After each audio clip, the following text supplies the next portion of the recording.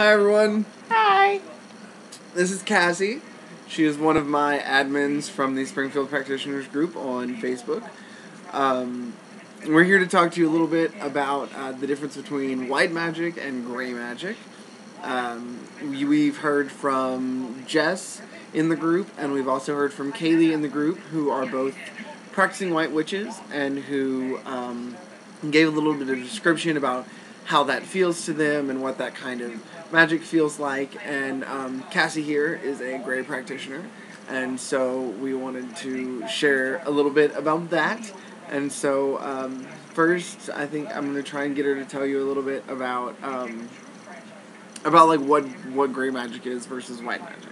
So, Cassie, go. Well, gray magic is where white magic is mostly just healing, herbology, and potions, stuff like that, right? Yeah, I mean they focus on a. Well, not necessarily just potions, but yeah, I mean you can They do, use right. potions throughout like tinctures, any. healing tinctures. There you go. You can use potions and that kind of thing throughout any of the colors, white, gray, or black magic. But they do use a lot of it. Yes.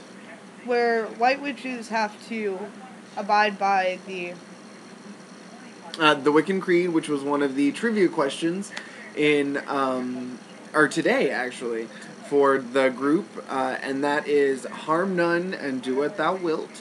And white witches follow that, and what that means is, since white witches practice white magic, they exist as part of the eternal balance. And so what that means is they don't really have access to any kind of like dark arts, any kind of black magic.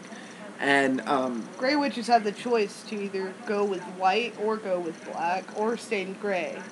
So with white witches, they don't have that option. They have to go with white. Yes, they have to just not practice their white at magic. all. I mean, exactly.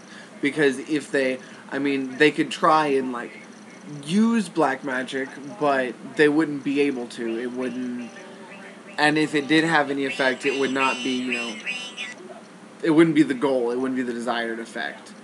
And but maybe you should just explain a little bit about the neutrality, because it's a little difficult to explain. That's Besides, true. for me, just other than just saying I'm neutral, because it's not. It sounds. It's when gray practitioners, they always lean one way or the other. Even though they are a neutral party, they're Switzerland. They'll either lean a little more towards the white or they'll lean a little more towards the black. But they exist in that cosmic balance that I talked about, where white has to uphold their end. Gray is kind of like the middle of the teeter-totter. They're the center balance point. And they touch a little of this and touch a little of that and just kind of do this thing to put everything on an even keel. They can't, in white witches, they can't go really on the offensive with their magic, where gray witch can, but they can also be on the defensive. It's like gray witches can use healing properties and use.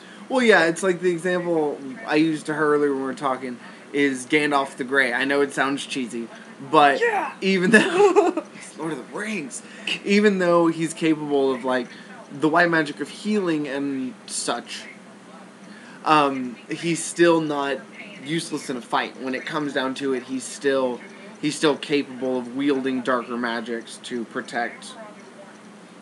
Which is still, that's where that balance comes in, is even though they're using darker magics, it's still for that wider goal. So that's where that teeter-totter comes in. Yeah, it can't really lean more towards, black or white. It just needs to have that healthy balance of both. It just kind of floats back and forth. Anything else you want to add? That basically covers gray magic, just like the simplistic. That just is like the rough draft. There are a couple things I wanted to show. For those of you who don't know, it's all that good stuff. There are certain tools that get used because of how their energies flow. You can use them as like whatever they're being used for. So one of those things is this. This is called a pendulum. The stone is one that Jess has talked about in the group, which is a bloodstone, or also called heliotrope. another thing, which I really don't know jack shit about using these things. I mean, just to be quite honest, I really don't. But they're called oracle cards. When you pull them up, you see you've got like that's gonna be back. Yeah, no, I don't know. But it's got... Those are my cards, by the way. Yeah, these are hers. It'll have like a little picture here, and then a number, which I don't know what the number means. And then down here, it'll have like a something, and then usually like an element and a direction, and then like masculine or feminine. So keep in mind, the oracle cards aren't going to look exactly like that. Those are like shamanism. Yeah, these are like those are shamanism, cards, really. Native American style cards. And then there are these. These are my favorite. These are what I myself I'm pretty bomb diggity at. These are called tarot cards. These come in 856 bajillion different styles. With cats and fairies and like hand drawn and hand painted and all that stuff. And what they'll be is you've got swords, wands, cups and pentacles and coins. Yeah. I think that's everything. And life and death. Fertility. Yes. And those are called the minor arcana, the numbers. You'll have like the ace of pentacles through the 12 of pentacles, or king of pentacles, I mean. And then you've got the major arcana. And the major arcana are cards like this. This is the Empress card. It'll have a name, and then it'll have the picture. Now, even though tarot cards come in like 800 different styles and all have different pictures and all that stuff, they're all read the same way. They can all be interpreted the same way from like what card they are, like the Four of Swords or the Star card. And so like it's like different but same kind of thing. So yeah. Is there any wrong way to read tarot cards? Yes. Because the cards themselves don't any kind of tool for fun fact. Any kind of tool that you use in Magic is not gonna by itself doesn't have any innate power. It's power susceptible. And so when you're using tarot cards, you're kind of using yourself as a connector to the knowledge of the universe, or however you want to say it.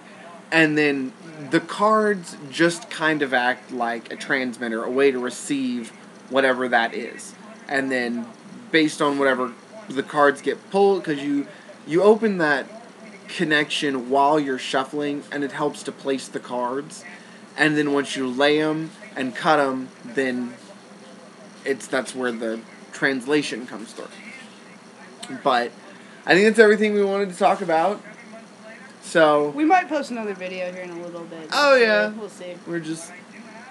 But look forward to Taryn's video of him showing you a couple spreads of the tarot cards. Yes, because I'm gonna do that. I'm gonna do like my finger now pointing at you. Basic tarot tutorial, and then I'm also soon to come. We've got we're gonna do an herbalism tutorial. We're going to make a tincture in real time, right before y'all, so y'all can see how it's done.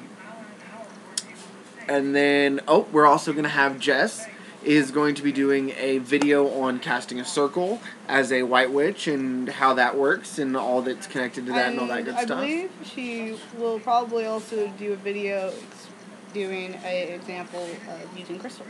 Yes, that's awesome. We haven't actually talked to her about that yet. Well, we're sure we can push her in the direction. Yeah. We'll do one for you about casting a circle that's a little different from the way Jess will do it, because Jess practices Wicca, which is a valid way to access the craft. It's just different than the way that me and Cassie go about doing it.